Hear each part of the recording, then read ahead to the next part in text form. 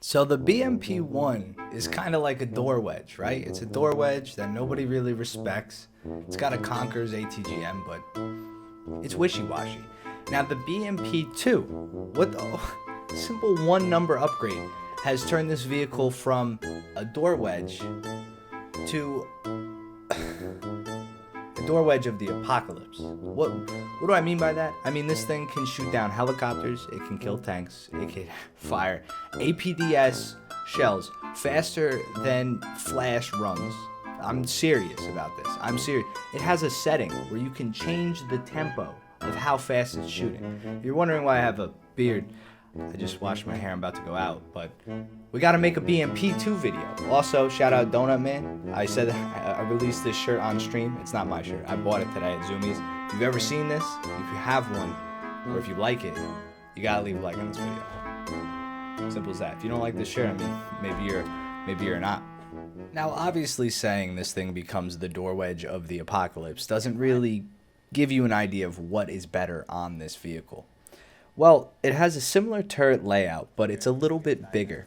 Better rotation, I'm pretty sure, and the tank itself feels a little bit faster. I think it's the wooden spoiler, and it really leads me to believe that wooden spoilers add 10 to horsepower and 10 to fucking style or something. I don't even know. On top of that, the gun elevation of this thing is 74 or 76 degrees. It can elevate like an AA gun. And as you saw there, choppers stand zero chance. When the tempo is high on this thing, it can fire APFSDS shells or APDS shells with 100 millimeters of pen at 10 meters, 550 rounds per minute. Low tempo, it's between 300 and 200, so you can slow it down. But when it's high, when it's up fast, you're burning through ammo. This thing will slug lead downrange, and it's actually the coolest thing. I think being added this patch is this tank in particular. I really wanted IFVs and versatile tanks, and I really wanted them to have more than what they do right now. My biggest thing for IFVs, and I hope somebody from Gaijin is watching this and listening, give us crew inside the IFVs that we can give to people who lose crew during the battle. So let's say an Abrams is hurt, he loses 2 of his crew members. A Bradley pulls up, he can give him 2 crew members. It takes some time, you have to sit next to him, it's similar to when you help repair. But I think this would add more versatility to that, give us some teamwork bonus and stuff too. But you're here for the BMP. The APDS shells have 100 pen at 10 meters, which is not the most pen from a vehicle of this standard, but they do so much damage when you're on the side of a vehicle. You can kill, I'm pretty sure you can kill any tank in the game, aside from like a Mouse or an E100, from the side. Maybe an IS-7 will give you a run for your money if you're playing arcade. I have no idea. Now this tank currently resides at 7.7 on the test server, which is a lot lower than the Warrior. And a lot of people are up in arms about that. The Warrior has a little bit better pen, but a way slower fire rate, and arguably worse ATGMs, at least stock ones. I think it may get an upgrade. We'll touch on the Warrior later. We already did in a previous video. If you want the link to that, it'll be in the description down below. But other than the BR and the problems with this in the Warrior, I think that as it sits as a vehicle, yes, it's easy to kill. It doesn't float anymore, not with the upgrade that I have on it right now.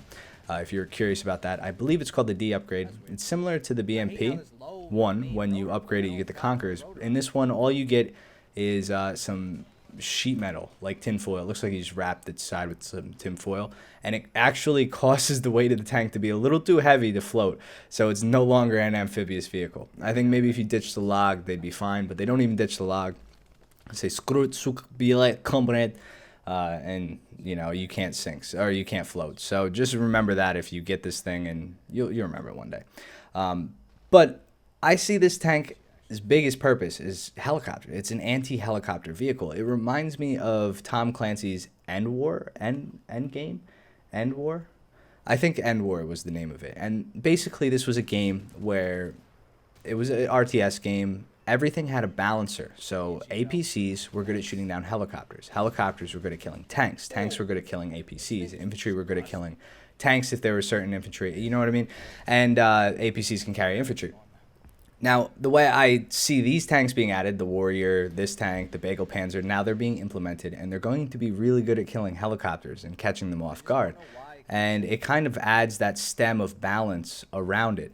The only issue with War Thunder is we need more to make that full circle, full recyclability between a tank killing an APC killing a helicopter killing a tank. You need a little bit more, and since it's a little bit more realistic of a game, it's not an RTS designed to have that cycle.